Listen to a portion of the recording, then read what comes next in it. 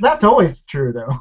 That's very Right. true. Actually, it's probably less true with the new machine, where I think maybe the older machines were, I don't know, you can rig them both to cheat. So Yeah, I don't know how that you works ever out read now. the? I was doing this is totally off topic, and I don't want to distract too far, but a long time ago I did a slot machine tutorial starter kit, whatever, and here for Corona.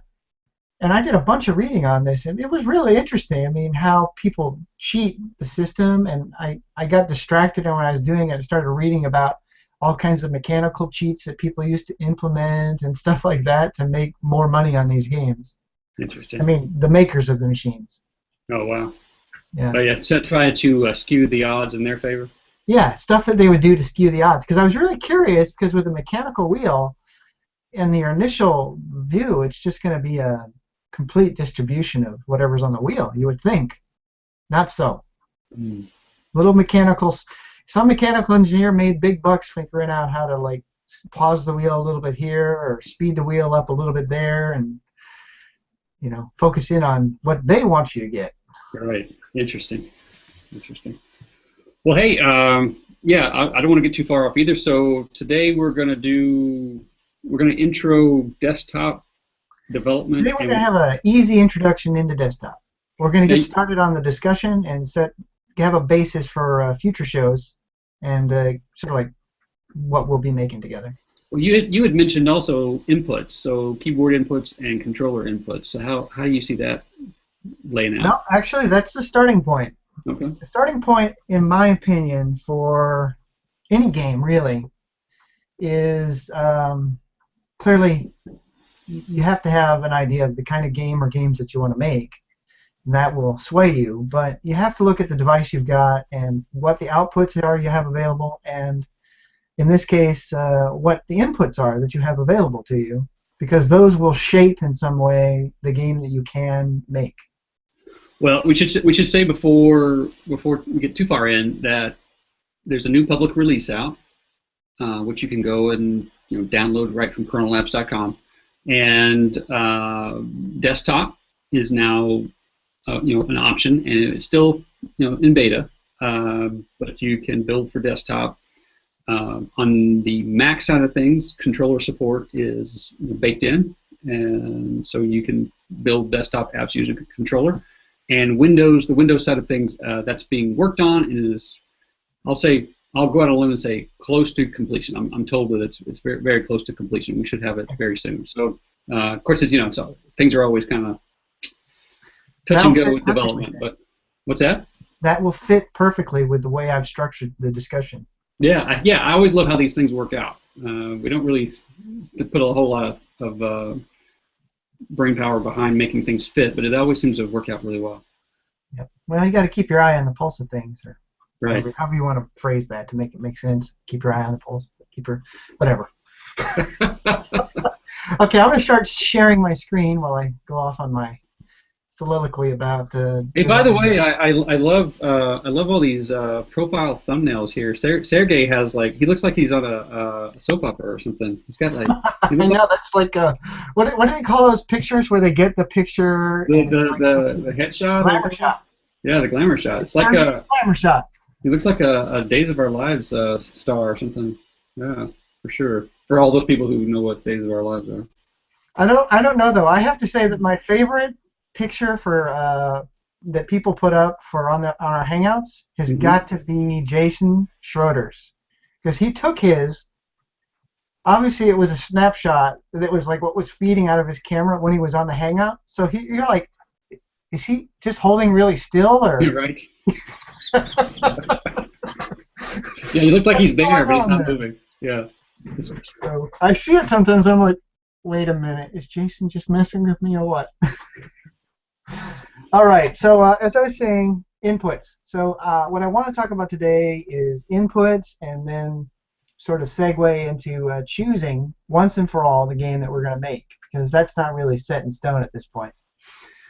To start this discussion, I like to categorize desktop inputs, or let's call it that, desktop inputs, into 4 basic categories: keyboard, mouse, controller slash joystick. I lump those together, and then other.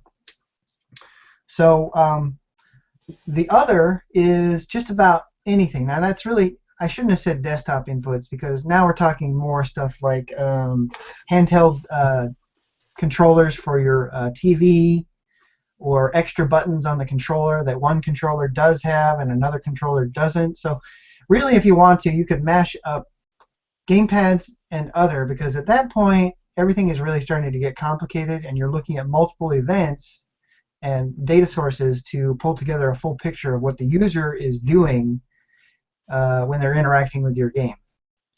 So the way I'm going to approach this discussion is I'm going to talk about keyboards and then mice, and then I'm going to leave the controller discussion on the table undiscussed until it's supported under Windows and OS X, which may sound bad, but the reason I'm doing it is because I am nearly strictly a Windows-based developer. I do all my work in Windows. And so in order to demonstrate this stuff for you guys, I would need to switch over to my Mac, and while I could certainly do it, it would be a lot of effort to like switch over during the show, or I'd have to schedule it, do a different show. So I'll wait until controller input comes around for Windows, and then we can have a discussion on the do's and don'ts and inputs of that. Yeah, and it's, I think that's fair too, because Corona tries to make parity between platforms, but at the same time, Windows and OS X are going to be very different. So there may be some distinctions between the two in terms of controller support. Yeah, actually, that's an excellent point. Is there probably controllers are just a massively complicated discussion initially, because there are so many varieties of controllers. In fact, I'm going to switch off my camera just to make this point, or switch back to my screen here. There are so many kinds of controllers, right? Like my personal favorite is the Xbox 360 controller, and I use the USB Windows connected variety, although of course I've got one for my Xbox downstairs. Then you've got what is this? The green throttle. Green throttle, which they chose a similar form factor, very similar to the Xbox 360. I have a PS2 controller, but I didn't pull it out of the cabinet. Oh yeah, and then my other interesting, the other one I find very interesting is the Ouya controller, which has the joystick, and it follows the same layout sort of the other two, but then they did something weird. They incorporated a mouse. So this part right here is a mouse, but it's only a mouse pad. So my point here is that controllers come in all flavors and styles, and you've got to consider that when developing for them. You got to sort of like say, okay, I got to identify all these various inputs and treat them all the same. I got to say for sure that I know I'll have these on most controllers, but other controllers maybe not. So these will be like extra buttons that the user can assign to additional functionality. Another thing is the joysticks don't all work exactly the same, or some joysticks are a little more noisy.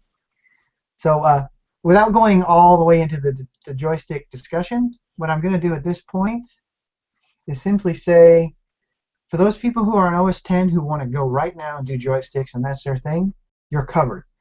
You should go read the tutorial treasury, and Rob and the guys have already put together some really good tutorials on dealing with game controllers and axes and stuff like that, and so you can find that here. In fact, it covers additional things, some of the things we're talking about today. So it's a great collection of what is possible right now with Corona.